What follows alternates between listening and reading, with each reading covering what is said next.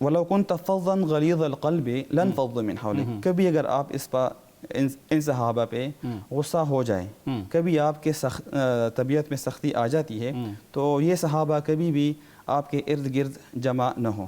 یہی وجہ ہے احد کا جو شان نزول ہے، بالکل یہی وجہ ہے کہ جب نبی کریم صلی اللہ معاف کر دیا تھا نا، جب نبی کریم صلی اللہ علیہ وآلہ وسلم نے عبداللہ بن جبیر غالباً ان کے لیڈرشپ میں آپ صلی اللہ علیہ وآلہ وسلم نے صحابہ کا ایک گروہ وہاں پہ آرڈر کر کے بٹھایا کہ آپ لوگوں نے یہاں سے ہٹنا نہیں ہے۔ بہرحال وہ مسلمانوں کی جو فتح تھی وہ شکست میں تبدیل ہو گئی، اور پھر اس کے بعد آپ صلی اللہ علیہ وسلم 90 صحابہ شہید ہو گئے اس میں، تقریباً 90 صحابہ، کچھ صحابہ وہ بہت زیادہ زخمی بھی ہوئے تھے، جس میں نبی کریم صلی اللہ علیہ وسلم خود بھی ان کا دندان مبارک شہید ہوا تھا، ان کے رخسار مبارک پر زخم بھی آئے تھے۔ نور الاسلام صاحب، مفتی صاحب نے اشارہ کیا علامہ صاحب کے کلام کی طرف کہ ہو حلقہ یاراں تو بریشم کی طرح نرم، رزم حق و باطل ہو تو فولاد ہے مومن۔ بالکل، تو یہ جو تعلیم ہے جو قرآن نے بھی فرمایا شداء علی الکفار رحماء بینہم، صحابہ اس کا عملی نمونہ ہمیں نظر آتے ہیں، جیسے بالکل مفتی صاحب نے بھی ارشاد فرمایا۔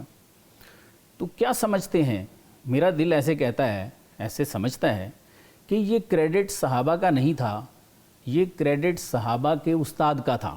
بے شک یہ کریڈٹ سید عالم صلی اللہ علیہ وآلہ وسلم کا ہے کہ جنہوں نے ان کو بھائی بھائی بھی بنا دیا، جوڑ بھی دیا ہے، اور یہ تعلیم بھی دی کہ جب آپ نے غیروں کے ساتھ آپ کا مقابلہ ہونا ہے تو آپ نے ایسے ہونا ہے۔ بالکل، کیا سمجھتے ہیں کہ آج اگر ہمیں اس اچھے خلق کا یا ان تعلیمات کا فقدان نظر آتا ہے تو اس میں جو ہمارا استاد ہے اس کو بھی آپ کچھ حصہ دیتے ہیں کہ ہمارا اخلاق جو ہے ہمارے اساتذہ کا یا خلق ان کا جو ہے وہ اس لیول کا نہیں ہے، اور اسی وجہ سے آگے ہماری جو نئی جنریشن ہے اس میں یہ ٹرانسفر بھی نہیں ہو رہا؟ کیا فرماتے ہیں؟ بالکل، یہ اس بارے میں بہت بڑی ہماری بدبختی ہے جی کہ اس لیول پہ جا کے، ٹیچر لیول پہ، استاد لیول پہ جا کے اگر ہم نبی کریم صلی اللہ علیہ وآلہ وسلم ان کے صحابہ کے علوم سے غافل ہو، وہ ہمیں علم نہ ہو، علم ہو لیکن اس پہ ہم عمل نہ کر سکے، تو آگے سے اسٹوڈنٹ بھی اسی طرح ہمیں دکھائی دیں گے جس طرح کے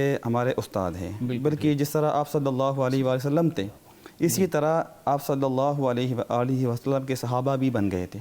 بالکل ٹھیک۔ اللہ جل شانہ نے نبی کریم صلی اللہ علیہ وآلہ وسلم کے اخلاق کے بارے میں جی تعریف کرتے ہوئے بیان فرمایا وَإِنَّهُ لَعَلَىٰ خُلُقٍ عَظِيمٍ۔ بالکل ٹھیک۔ آپ صلی اللہ علیہ وآلہ وسلم اخلاق کے بہت اعلیٰ درجے پہ فائز تھے، لیکن یہ اللہ تعالیٰ کی رحمت سے تھے۔ بالکل ٹھیک۔ فَبِمَا رَحْمَةٍ مِّنَ اللَّهِ لِنْتَ لَهُمْ وَلَوْ كُنْتَ فَظًّا غَلِيظَ الْقَلْبِ لَانْفَضُّوا مِنْ حَوْلِكَ۔ صحیح۔ اللہ جل شانہ فرماتے ہیں نبی کریم صلی اللہ علیہ وآلہ وسلم کو کہ یہ اللہ کی رحمت ہی سے آپ صحابہ کے لیے نرم بن چکے ہیں، سبحان اللہ، اور آپ کی نرمی کی وجہ سے وَلَوْ كُنْتَ فَظًّا غَلِيظَ الْقَلْبِ لَانْفَضُّوا مِنْ حَوْلِكَ، کبھی اگر آپ اس پر ان صحابہ پہ غصہ ہو جائے، کبھی آپ کے طبیعت میں سختی آ جاتی ہے، تو یہ صحابہ کبھی بھی آپ کے ارد گرد جمع نہ ہو۔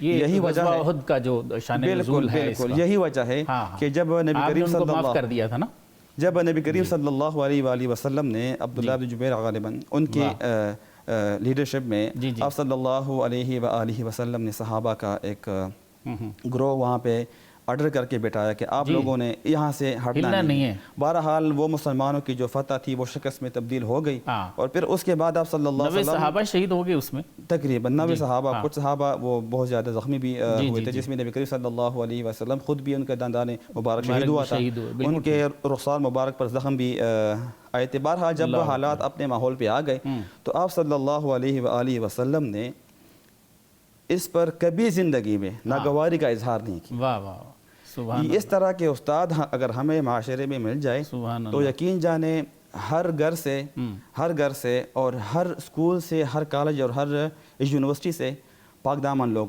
نکلے، وہاں کے بچوں کے لیے لوگ دیکھنے کے لیے ترسے۔ ضروری ہے کہ استاد کے اندر یہ ساری چیزیں ہو تو وہ خود بخود، اور یہ جو اخلاق کی اچائی ہے تو ضروری نہیں ہے کہ بندہ اخلاق کو بندہ بولتا رہے کہ اچھے اخلاق اپناؤ، اچھے اخلاق کی یہ فوائد ہے۔ اچھے اخلاق جس انسان میں ہوتے ہیں تو وہ کبھی یہ نہیں بولے گا کہ آپ لوگ اچھے اخلاق اپنائیں، صحیح. بلکہ وہ خود بخود ان کو جو بھی بندہ دیکھتا جائے گا تو وہ ان کے ساتھ اچھے تمیز کے ساتھ پیش آئے گا. اور اچھے اخلاق میں ہمارا اپنا ہی فائدہ ہے. بالکل ٹھیک ہے. عزت ہے اسی میں، احترام ہے، بالکل اور ٹھیک. سب سے بڑی بات یہ ہے کہ قیامت کے دن بھی ہمارے ساتھ وہ شفاعت کے وہ بخشش کے وعدے ہیں. آپ نے فرمایا وہ قریب ترین میرے ہوں گے جن کے اخلاق اچھے. بالکل جن کے اخلاق اچھے. اسی طرح آپ صلی اللہ علیہ وسلم نے صحابہ کو یہ بھی فرمایا کہ تم میں سے بہترین شخص وہ ہے جن کے اخلاق اچھے جس کے اخلاق اچھے. بالکل. تو یہ نہیں فرمایا کہ جن کے مطلب جو زیادہ عبادت گزار ہو یا جو زیادہ تہجد گزار ہو، بلکہ ایک حدیث میں تو یہ بھی آتا ہے کہ جن کے اخلاق اچھے ہو تو ان کو رات کے عبادت گزار سے بھی اور دن کے روزہ دار سے بھی زیادہ ثواب ملتا ہے. سبحان اللہ. تو یہ سب ساری کی ساری برکتیں یہ خوش اخلاقی کی ہے اور اچھی اخلاق کی. سبحان اللہ. سبحان اللہ. دین اسلام کے مختلف امور سے آگہی کے لیے ابھی سنو نیوز کا یوٹیوب چینل سبسکرائب کیجئے اور بیل آئیکن کا بٹن ضرور پریس کیجئے.